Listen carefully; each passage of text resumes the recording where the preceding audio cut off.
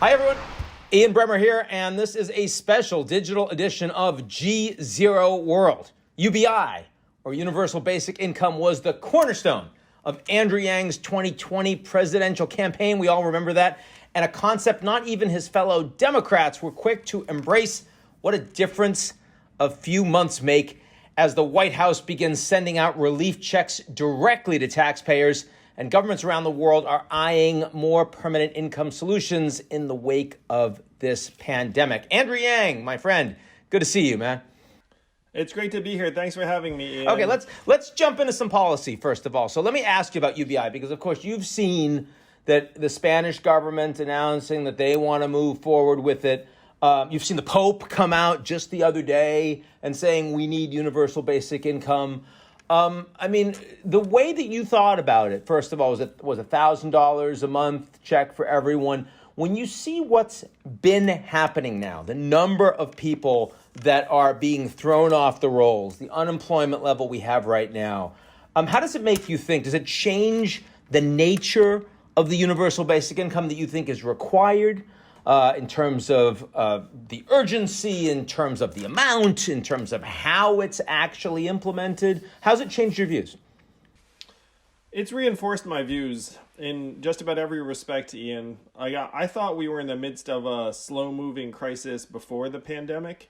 And what this pandemic has really done is it's accelerated trends that were already happening, where we were already seeing the Amazonification of our economy, the closing of brick and mortar retail, education heading more and more online. And now all of those trends have been revved up. I've been saying to people that it's like we are experiencing 10 years of change in 10 weeks.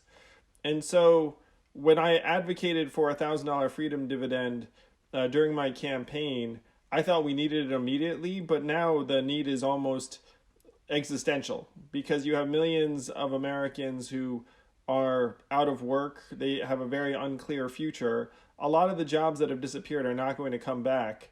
So we need to put this stimulus money into our hands, but then we need to make it monthly and ongoing throughout the crisis. In my view, it should extend beyond the crisis. And to the extent my thinking has changed, it's been in the amount, where I now think that an amount greater than $1,000 would be helpful and called for. First of all, why would you say that? And secondly, what's the figure you're thinking about? How'd you come to that figure? Well, the $1,000 a month was never going to be enough for most people to do more than maybe eke by very, very marginally. The thought process is that it would be a supplement on top of existing gig economy work and other forms of income. But now you've essentially turned the gig economy off in many industries. You've cut off any source of income to people. And so the levels that we're getting in the stimulus checks, I think, are appropriate. This $1,200 per adult, $500 per child. I wish it weren't means tested.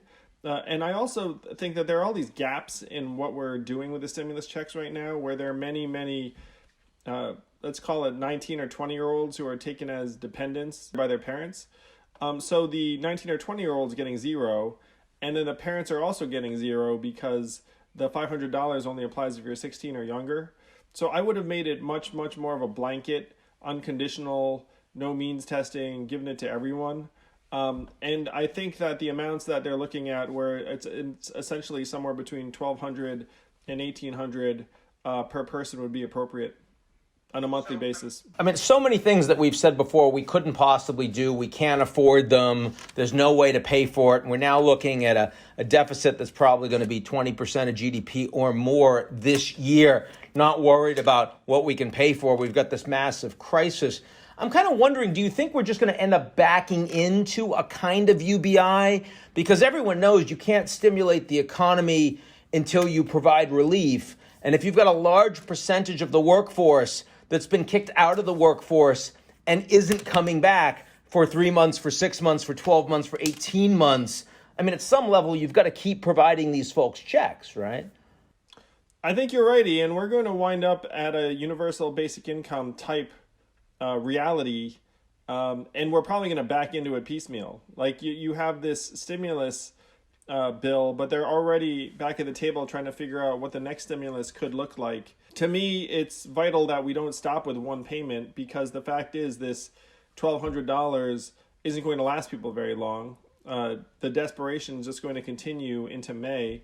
And even if parts of the economy reopen, we have to be realistic that you're going to see at best like a staggered climb back toward where we were. It's not going to come back immediately. So I agree with you. We're going to wind up either going forward into a universal basic income or slumping into it because Congress just keeps throwing logs on the fire. To me, one of the bigger mistakes was that the bulk of the money that went into the stimulus bills don't go to people directly. They're getting fed through institutions.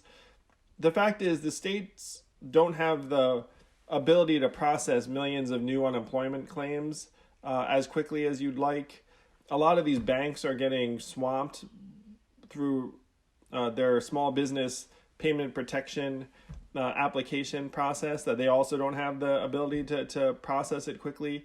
Whereas if you put money into people's hands, it actually is pretty quick in the scheme of things, direct, it works, it's efficient.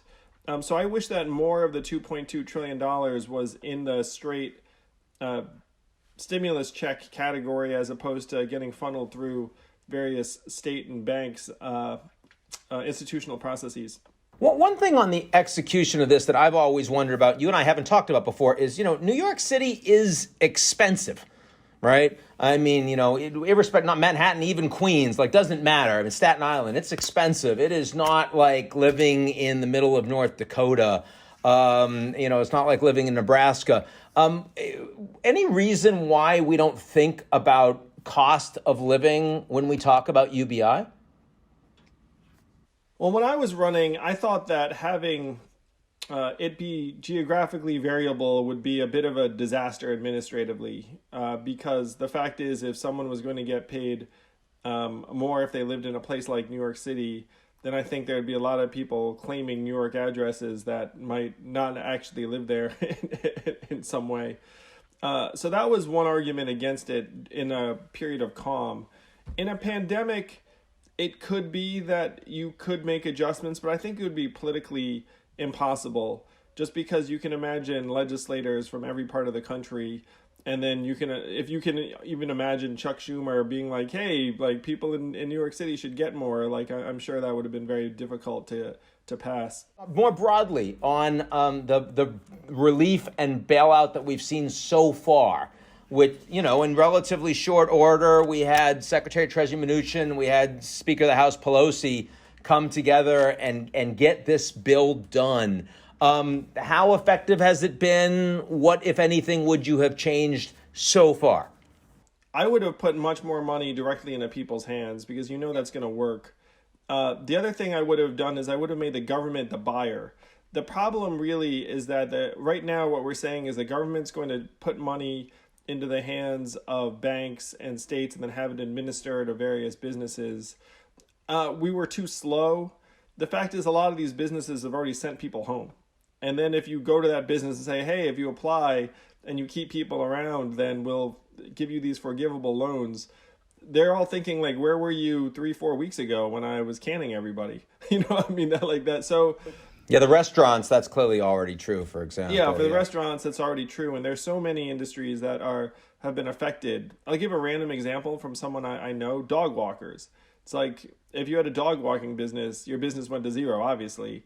And so you don't think about that. But, you imagine all of nail salons. You can just pretty much pick something out of a hat and they've fired people. So ideally, you would actually have the government say, look, we'll pay directly. We're not going to try and funnel it through these hoses that are not designed to actually get money to this many people or this many small businesses this quickly. You could just come to the government, we'll pay the bill. So that would have been a much more effective way, because it would have had a greater ability to put our economy in suspended animation, if you will. It's like the government just picks up your rent checks, picks up your insurance bills, whatever it is, we'll just pick it up for this period, and then everyone just go home and cool out, unless you're obviously in an essential occupation, and then you can try and resuscitate the economy in 3 months' time or 4 months' time or whatever the period is. It could be obviously much longer than that. That would have been a much more effective approach than imagining our institutions are capable of doing things that they're not designed to do. And when we start talking about stimulus and all of these larger companies that are also going to be sucking air for because consumer demand's been down and supply chain's been disrupted, as we give that money out, what kind of conditionality do you think about? I mean, this is taxpayer money at the end of the day. What should be required of the corporations that are the recipients of that cash? You've probably seen some of the same reports I have, Ian, where there are private companies that are actually making a lot of money on this time, and in part because in many cases the government's just shoveling money to them for airplane flights or protective equipment or whatever it is. This is going to be a trough that many companies unfortunately feed from. And when you're in a crisis, you're looking around saying, well, I'm not going to try and nickel and dime you, DuPont or FedEx or whatever the company happens to be. But you're going to see many of the most politically favored companies coming out of this shockingly healthy. And you're going to see other companies that aren't as well connected go to zero. So the unfortunate reality we're in the midst of right now is that the government's going to have an outsized say in our economy writ large, but also in the winners and losers of this crisis. And there's a real lack of accountability in terms of how this money gets spent. I wish that there was more oversight. And ideally, you would have much greater transparency and even bipartisan oversight panels to see to it that the bulk of the $2.2 trillion is spent wisely and that we're not getting gouged. Unfortunately, I do not think that's happening. That's one of the biggest holes in this stimulus plan if you want to think about efficient use of resources. So let's turn to the election, where you've been being called on a lot for expertise recently. When you and I talked on air last, you said of all of the candidates, and there were many at that point, the one you'd be most willing to have a beer with, most like to have a beer with, was Joe Biden. He is now the nominee, and he has Bernie Sanders' endorsement, pretty quick out of the box for that one, has Barack Obama's endorsement. Still doesn't have anywhere near the enthusiasm for his candidacy that Trump does for his base. How do you think about his campaign, especially given the challenges of running a campaign right now? What kind of messaging would you want him to be doing, given what we're looking at? What I'd want Joe to do, and I'll be talking to him at some point in the not so distant future, so I'll tell him this, but if he watches this beforehand, great. Is that we have to let the American people know that this pandemic is going to cause damage that's going to be with us for years, and we need a new Marshall Plan scale initiative to rebuild the country. And to me, that should be the vision that Joe presents, saying it's not just enough that, look, I would administer the government effectively through this kind of crisis, but to recognize the fact that there are going to be scars that are deep and wide from this economic, psychological, cultural, and that we need to have this massive rebuilding effort that is going to span years and years. And this is what the rebuilding effort looks like.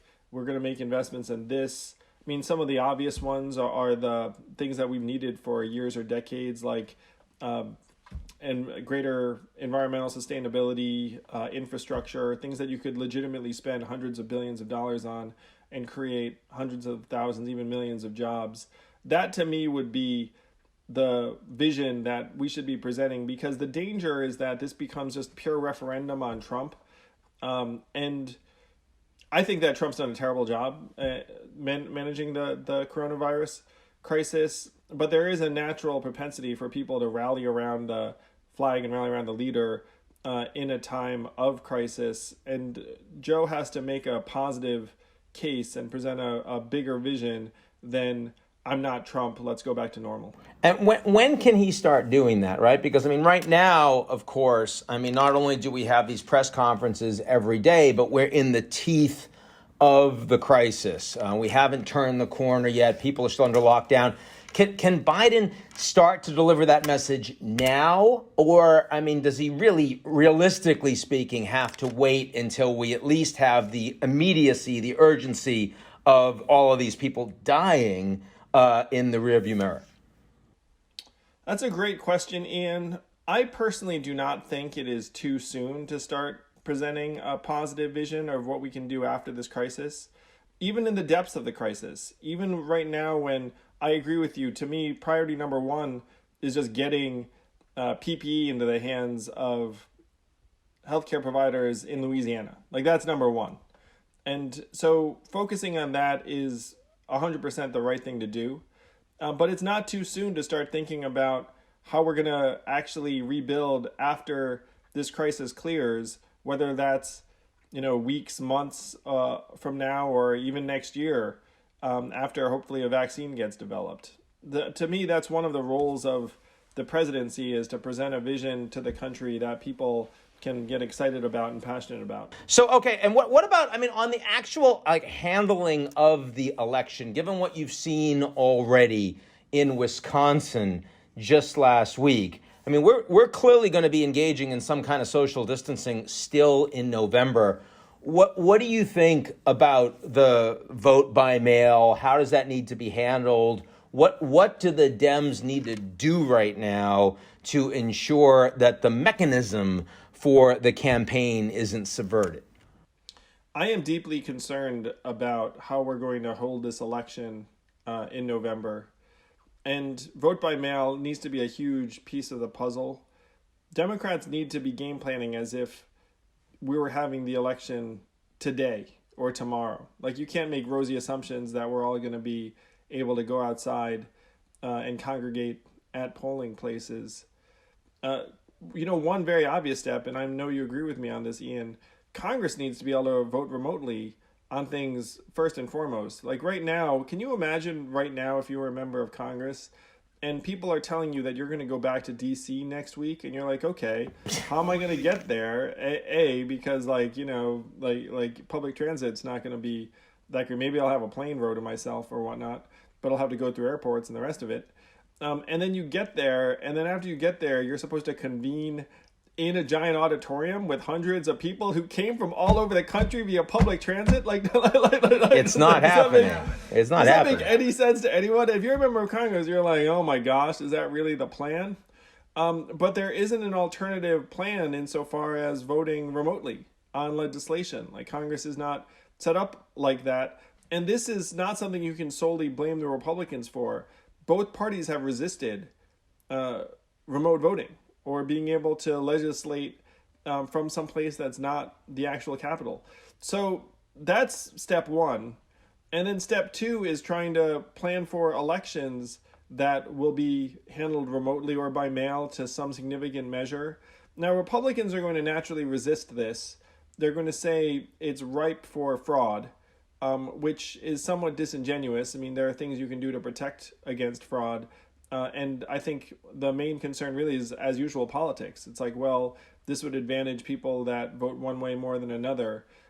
So this is something that we need to be paying attention to right now, because November is going to creep up on us before we know it. When we get out of quarantine, what's the first thing that you really want to do? Oh, it's a great question. I'd want to see someone, Ian. I miss people. I miss people that are outside of this home. My parents went back to Asia, so it's probably going to be quite some time before I see them. But I haven't even met my niece yet. Oh, so terrible. So that would probably be the first stop. Andrew Yang, always good to see you, man.